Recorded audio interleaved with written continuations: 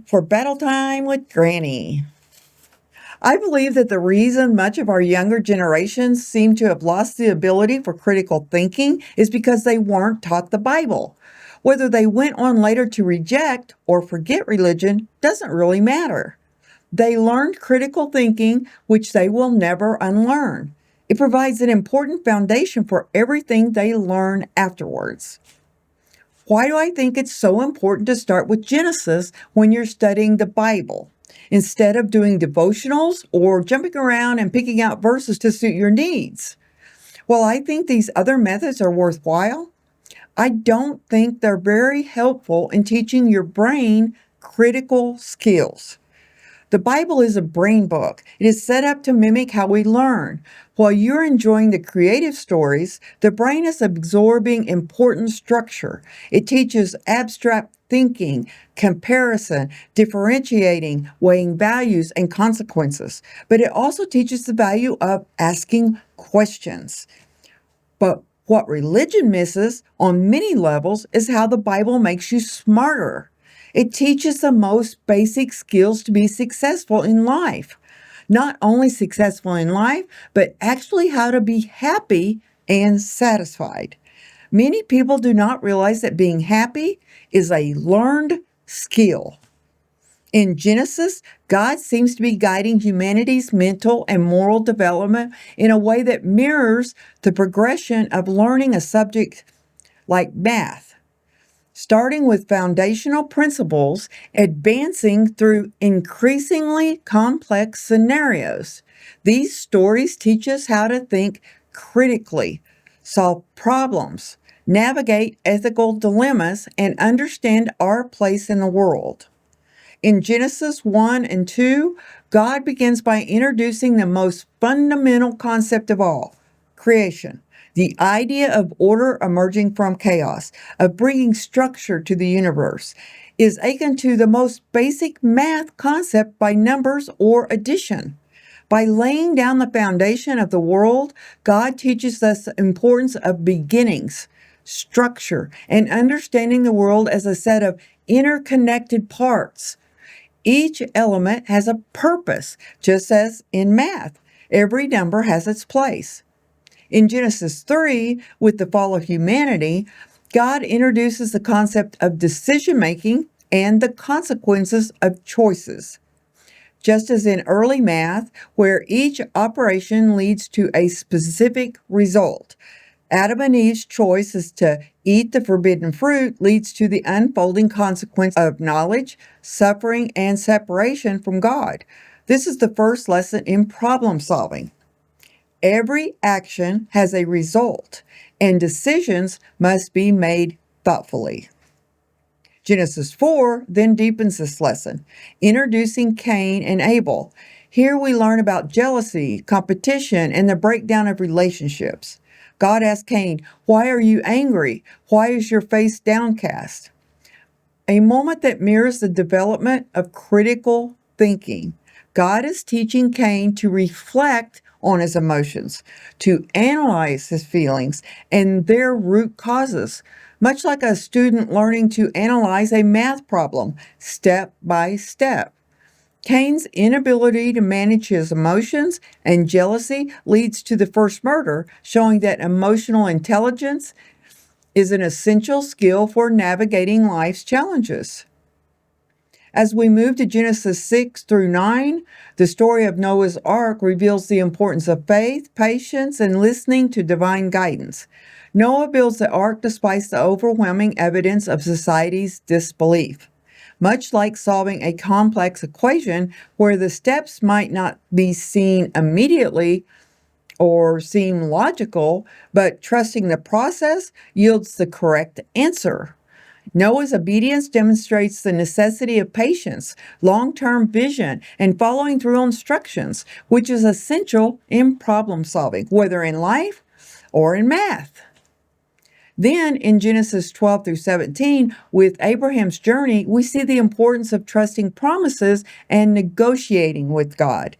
When Abraham questions God about the fate of Sodom and Gomorrah, he negotiates, asking God to spare the cities if righteous people are found there. This teaches us that problem solving isn't always about clear yes or no answers. It sometimes requires negotiation, questioning, and thoughtful dialogue to uncover the right path.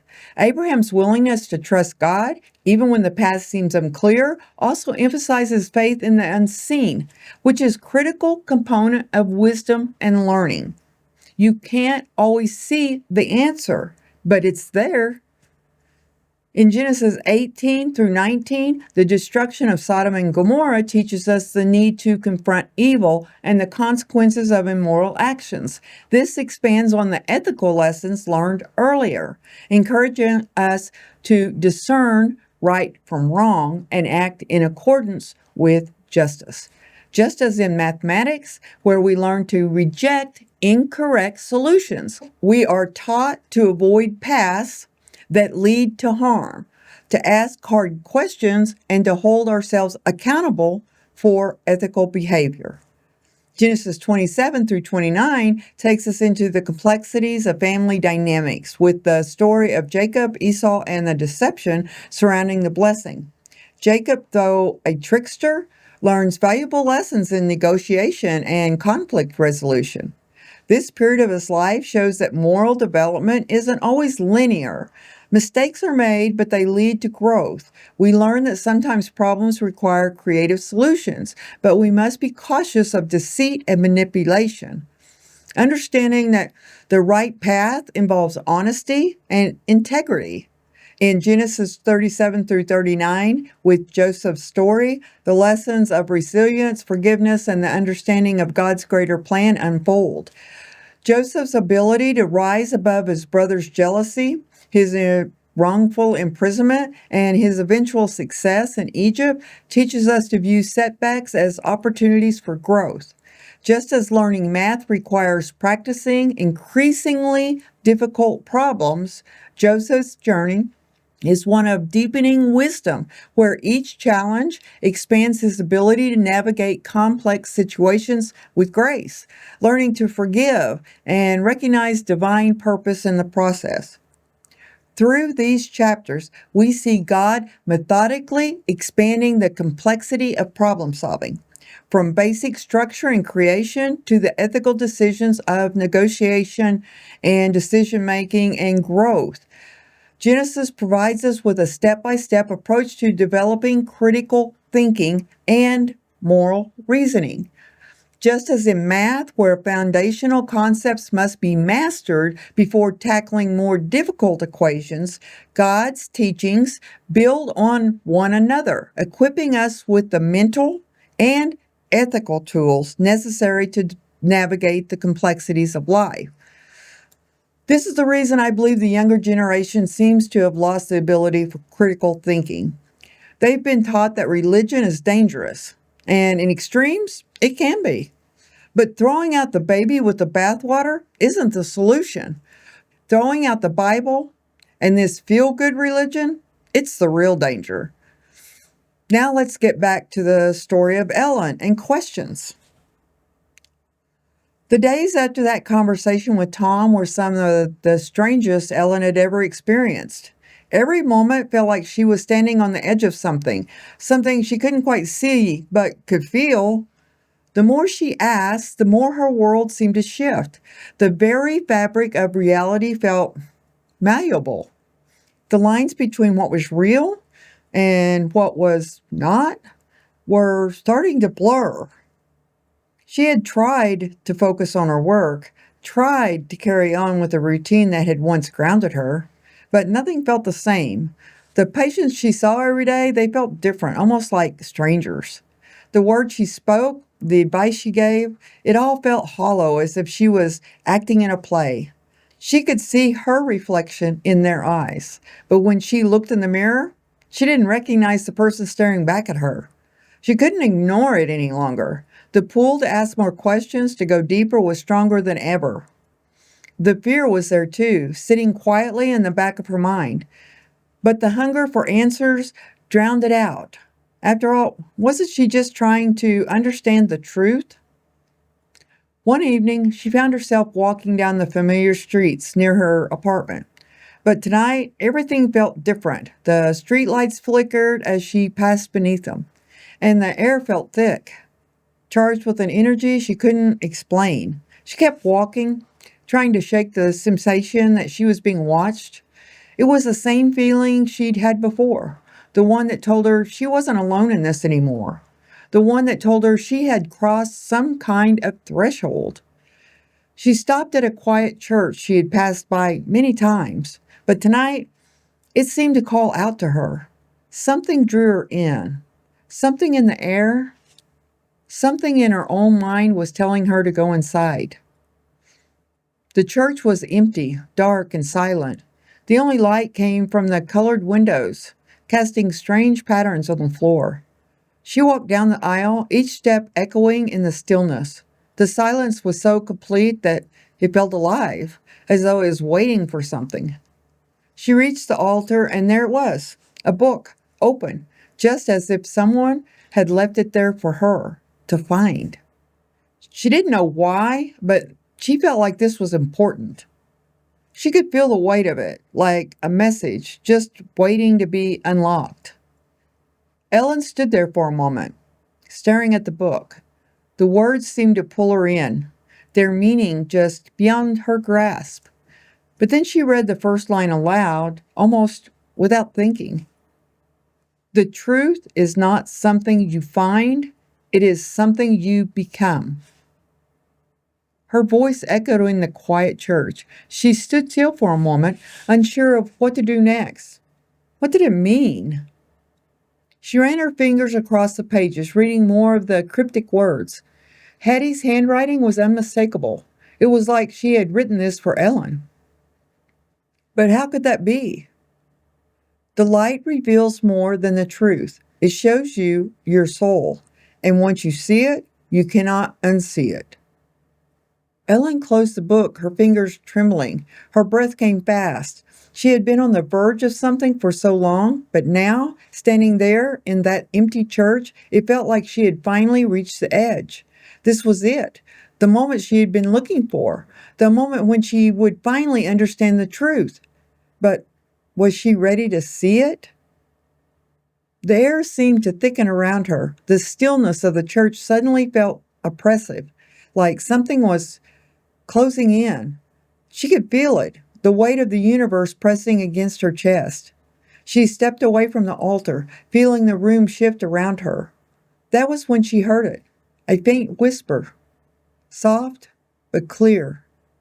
The light will reveal you, but can you bear to see it? Ellen froze, looking around the church. The whisper felt like it was coming from everywhere and nowhere all at once. She wasn't alone. Not anymore. Her heart raced as the whisper grew louder, echoing through her mind, weaving itself into her thoughts. She stepped back, her mind reeling with fear and wonder. The voice spoke again. You asked for the truth, Ellen. Now you must accept what it reveals. Ellen could feel her pulse pounding in her ears, her vision blurred for a moment. The edges of the church stretching and warping as if the very air around her was bending. The walls seemed to pulse, breathing with her. She felt the ground beneath her feet shift, as though she were standing on the edge of something vast and unknowable. She reached out for the altar, needing something to hold on to, but just as her fingers brushed a stone, a sudden flash of light filled the room. It was bright, blinding, as if the very essence of light itself had broken free from its confinement. The light consumed her, surrounding her, flooding her senses. For a moment, Ellen felt like she was floating, suspended between worlds. The light was everywhere and nowhere. It was warm and cold, and it was all just too much. She could feel the pull, the tugging at her soul, trying to draw her in, trying to reveal the truth in a way that made her heart ache. And then, just as suddenly as it had appeared, the light faded. The room went dark again. But Ellen felt different, changed. She looked around, her breath coming in shallow gasps. Nothing had physically changed. The church was still the same. The air was still heavy. But Ellen felt as if she had seen something deeper than the surface of the world she knew. The truth was no longer something she could seek. It was something she had become part of. She was no longer the observer. She had crossed the line, and now the world was observing her. Later that night, back in her apartment, Ellen couldn't sleep. She sat at her desk, her mind buzzing with what had just happened. The light, the voice, the church, it all felt like a dream, but she knew it wasn't. It was real. Her hand shook as she reached for Hattie's journal again, flipping through the pages. Hattie had written about this feeling, the overwhelming presence of light, the sense of being consumed by it. And Ellen understood now. She had stepped into the unknown, and the truth had shown her a reflection of herself that she wasn't ready for. But it was too late to turn back. The questions had led her here, and now she couldn't stop. She had asked, and the light had answered. But what did it mean? Ellen had crossed a line she can't come back from. The truth has revealed itself to her, and now she must face the consequences. But the deeper she goes, the more she realizes some truth may be too much to bear. That's the end for today. Join me tomorrow for the finale. I'm Meryl, and this is Battleground. Like and share. If you're looking for more Bible chapters, go here. And if you just want Granny's crazy theories, just go here.